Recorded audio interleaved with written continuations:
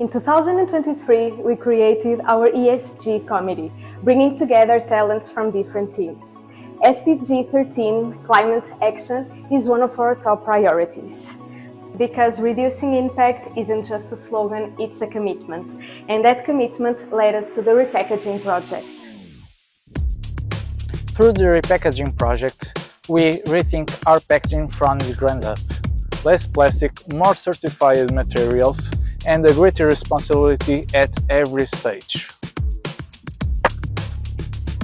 For this product, we cut packaging volume by over 50%. In fact, 56% of barpa products already follow this path.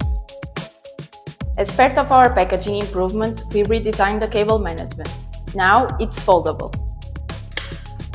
We kept our cable ties, but made them stronger and staggered to make installation easier.